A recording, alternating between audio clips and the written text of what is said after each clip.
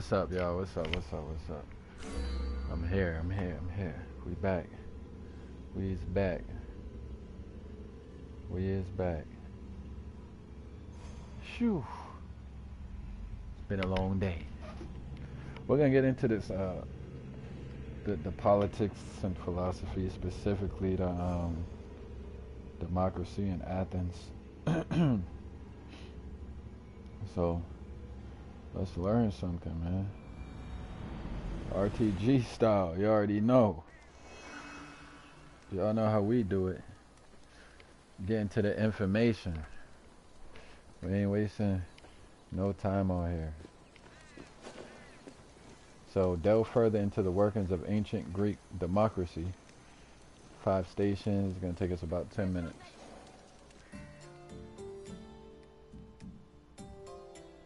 Welcome, wanderer, to the democratic center of Athens, otherwise known as the Pnyx. Pnyx. The battles fought here may be more intellectual than bloody, but they are no less spectacular. These outcomes will affect an entire city in a different way. The Pnyx was the meeting place of the Athenian assembly and the physical embodiment of democracy at work. This tour will give you insight into how citizens made decisions and kept the city running. We can talk more when you have finished the tour. See you soon, wanderer. Alright, I'm gonna pay attention. I'm gonna try to get a perfect score on the quiz. Let's take a quick look, man. Athens. Alright. Just so we kinda get a feel for where we are in the world. What it may have looked like. I'm pretty sure some of the structures are still standing. And you know, while we're at it, because there ain't no rush, I want to take a look at I want to take a quick look at the timeline. So let's take a quick look at the timeline again. So from 2700 to 1350 BCE, you got the Minoan civilization. That's the last live stream I did. I went in on the Minoans. And then that falls within the Bronze Age, which goes from 3000 to 1100 BCE. I'm not going to go through all of this, but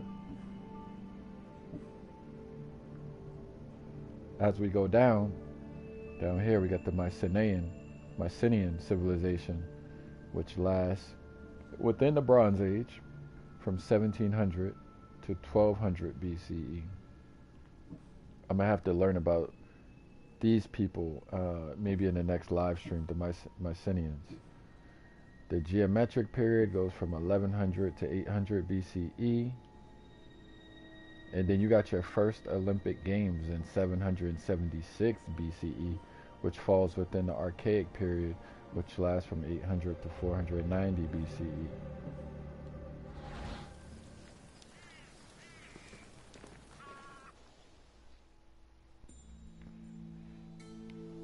The Athenian assembly was known as the Ecclesia.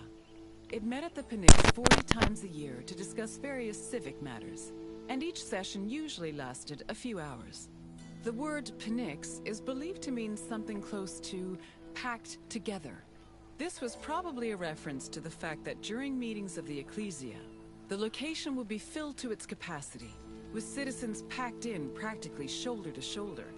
All male citizens were allowed to directly participate in the democratic process.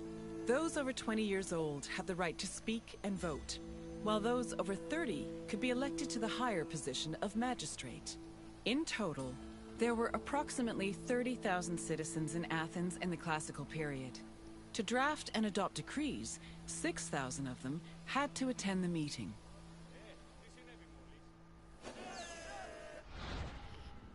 Alright, so this is a Greek marble throne known as the Elgin throne, with a depiction of Tyranicides, Harmodius, and Aristogiton on one side, This is from Hellenistic Greece, which is 3rd century BCE. It says, not every ancient Greek city was a democracy. In fact, most cities in the classical period functioned under two other forms of government, oligarchy or tyranny. Oligarchies were ruled by a small group of people. One example of an oligarchy is Sparta, where a council of 28 elders controlled the majority of the political process. Tyranny, meanwhile, involved the ruling of a popular leader known as a tyrant. Tyrants would often seize control of cities in the face of external threats. Athens has experienced all three of these forms of government. Until 546 BCE, it was an oligarchy controlled by a few important families competing for political power. In 546 BCE, the aristocrat Pisistratos seized complete power in the city with the help of a private army, and his family ruled as tyrants until their expulsion from Athens in 510 BCE. Democracy was established shortly afterward in order to avoid strife between aristocrats and prevent the rise of another tyrant. So not every city was a democracy.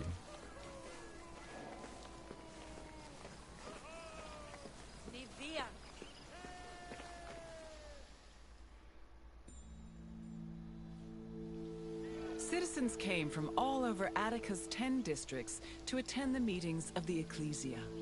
The meeting was presided over by an executive council called the Prytanes. Every session began with a sacrifice to Zeus Agireos, the patron of the assembly. During the meeting, citizens delivered speeches from the Pnyx's platform on whatever issues the city faced. Afterwards, the issue was voted on with a show of hands from the gathered assembly. The Ecclesia made important decisions about subjects like grain importation, expenses, and declarations of war. While they could not directly enact laws, they had a say in appointing Athens' legislators, which gave them a large role in shaping the city's daily operations.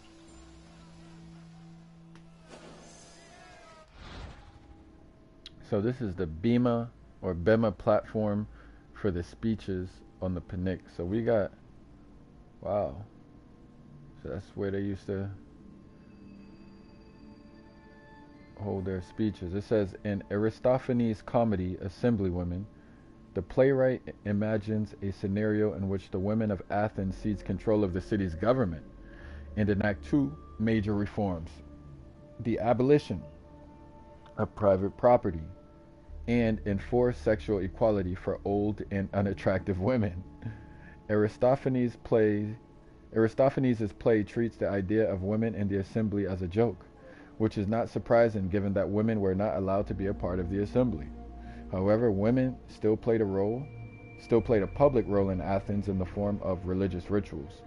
Women were priestesses in over 40 major public cults, including the cult of Athena Polias, the Athens' patron deity. Okay. Some festivals, such as the Thesmophoria, which was held in honor of Demeter, were also reserved exclusively for women. I ain't mad at that. The reason for everything, huh? Oh, we got a representation right here.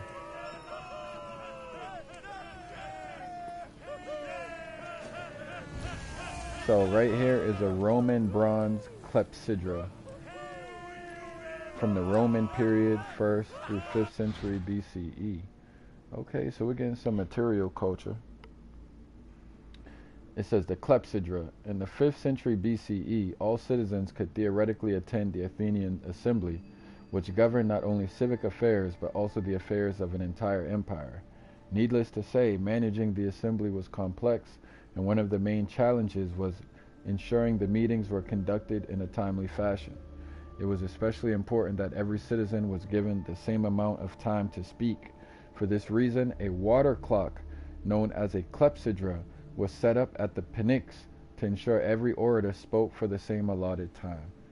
A clepsydra was made up of two large vases, one above the other, and a small tube. The two poured water into the bottom vase over the course of 6 minutes. Then the vases were switched and the process repeated itself. In addition to keeping time at assembly meetings, clepsydrae were also important in courts of law, where they ensured both the prosecution and the defense had equal time to speak.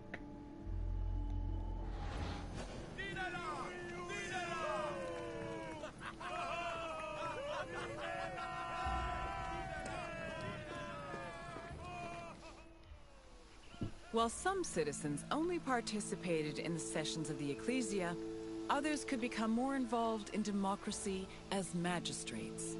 Magistrates were elected from among Athenian citizens over 30. They were often successful orators and charismatic politicians, and they held much more sway over important decisions than the average citizen. One of the most famous magistrates was Pericles, who was so popular he held his position for 15 years. Pericles. Okay, oh, look at this. Pericles' funeral oration, painted by Philip Foltz, who lived from 1805 to 1877. They're saying this painting is obviously before 1877, which is his death, which is the modern period. So this goes into magistrates. In theory, the Athenian democracy was supposed to give laborers as much power as aristocrats, but in practice, the influence of the nobility remained strong. This is mostly because aristocrats had more resources available to them when it came to forging political alliances and maintaining their prestige. As a result, many elected officials from the 5th century BCE belonged to the aristocracy.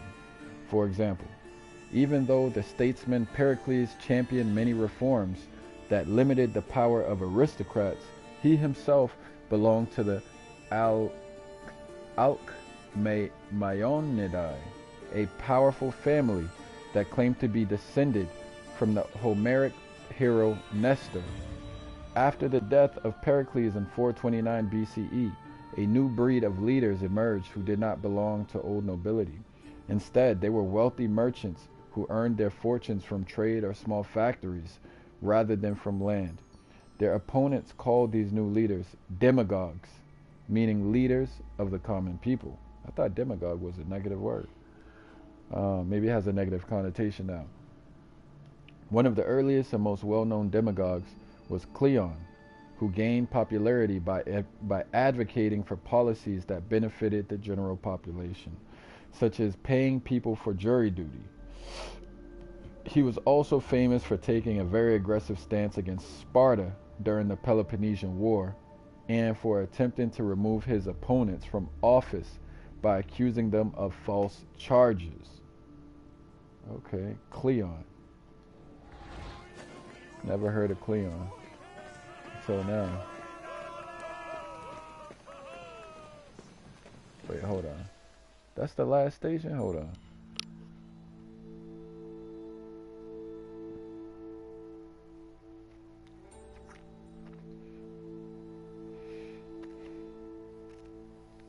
In theory, every Athenian citizen over the age of 20 had the right to participate in the assembly.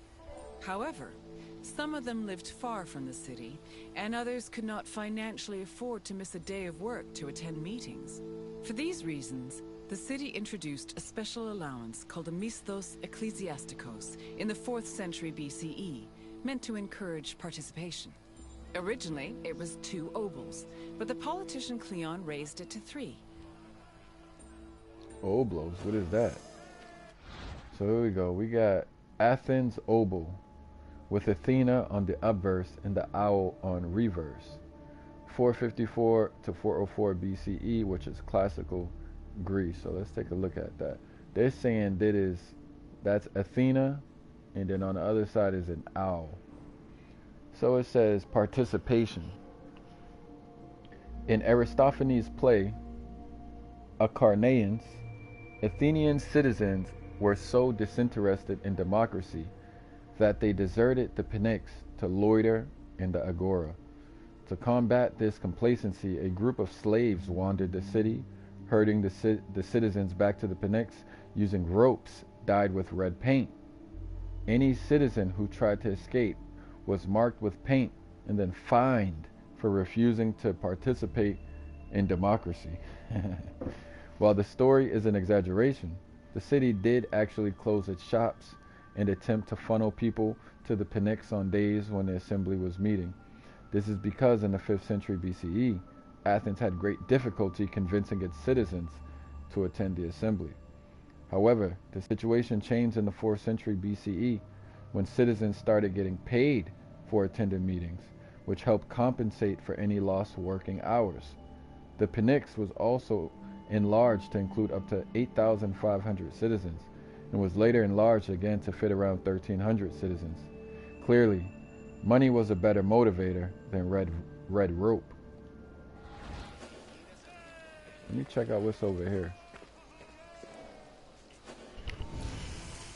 It says 100 elected magistrates. So this is a bust of Pericles, Roman copy of an earlier Greek original. 2nd century from the Roman period, CE, that is. While Athens did not have a bureaucracy in place to permanently run the city and the rest of its empire, it did elect more than 1,000 officials every year to manage its affairs. Most of these officials had very minor responsibilities and therefore only worked part-time. The vast majority of officials were chosen by lot, but the most important ones were elected by popular vote in the Athenian assembly. In both cases, citizens who wished to hold one of the positions had to first nominate themselves. Citizens had to be 30 years old to qualify for an official position, and even then, they could still be dismissed.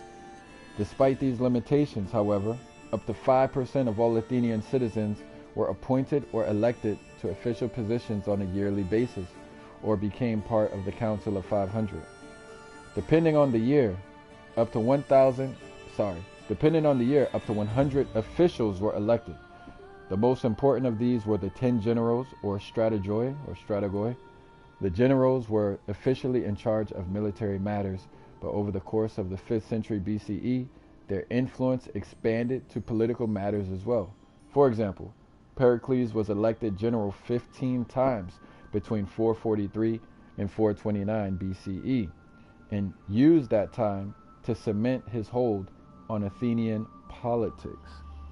See, I love this topic, going into like politics and philosophy, because it really goes to show you how a government could influence the behavior of citizens. And that's no different than today. Like, what you allow will fly, and what you prohibit will be harder to do. I seen something on one of the slides here that said that there was a penalty for men aged 25 through 35 that like were not married. They like incentivized them to marry. If they didn't marry between those ages or something like that, there was like a penalty. So that goes to show you like how much influence the state could have on the social behaviors of citizens. Just let that sink in.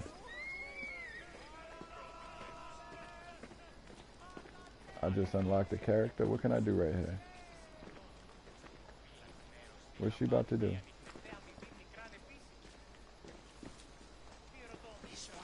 Okay, I thought she was going to do something in this spot. Alright, this is the last station right here.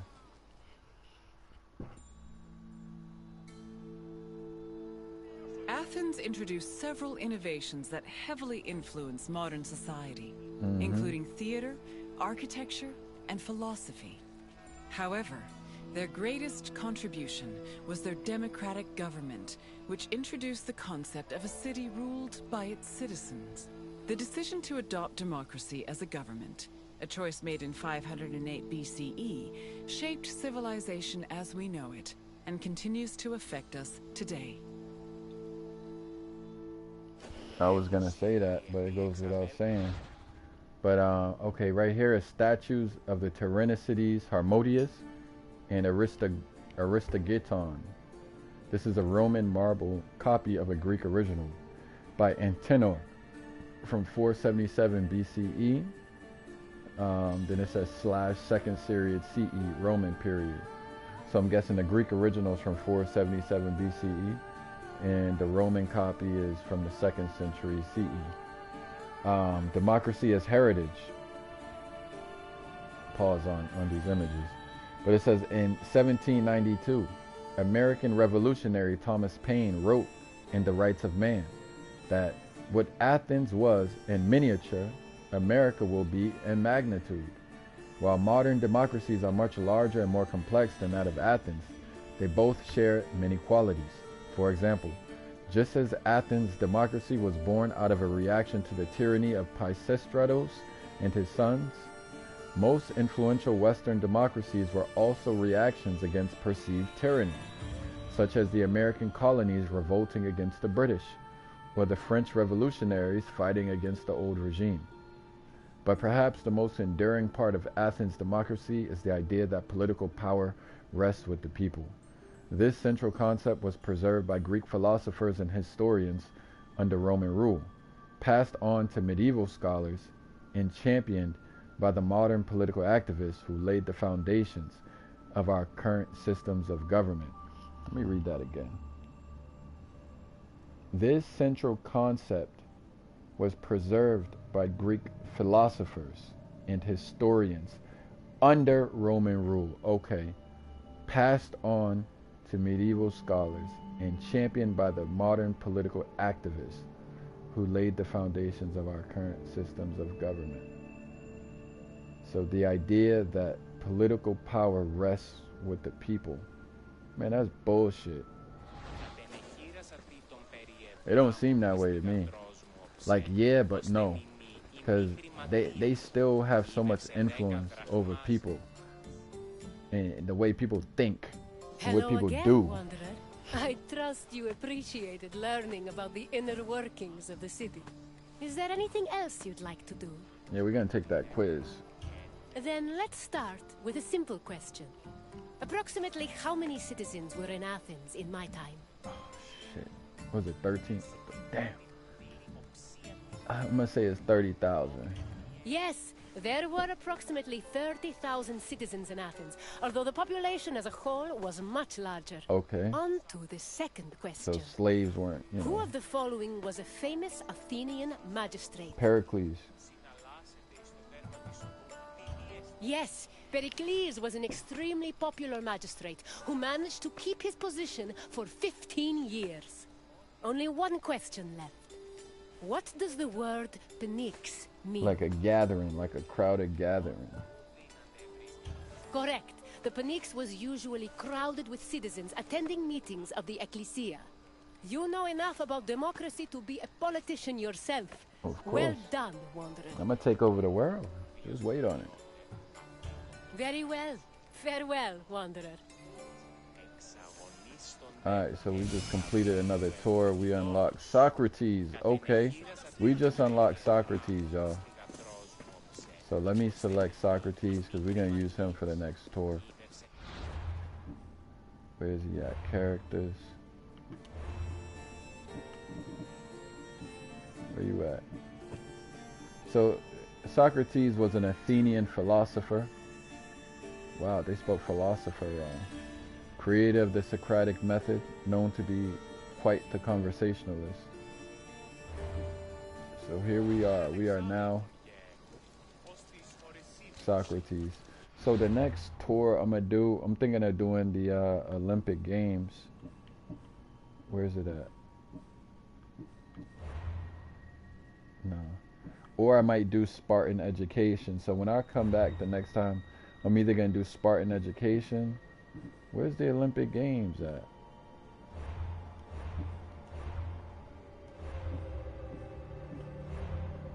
Right here. Art, Religion, and Myths. We'll go into Olympic Games, which is about 22 minutes. So I'm not going to do that tonight. But yeah, that'll be the next tour. Let's see what else is out here. Okay, and Mycenae. So I got to go through the Mycenaean civilization as well and learn about that. Last time we did the Minoans, so moving forward do the Mycenaeans or Mycenaeans, however you say their name. we'll learn about that. But nah, this is good. It shows you how what they call Western culture has roots in Greece, with the whole democratic process and being against tyranny and things of that nature. So yeah, we're gonna learn about the Mycenaean civilization, which is what they call the Bronze Age. So here's a nice timeline just to see in one image. All right, that's it. That's democracy in Athens. We out.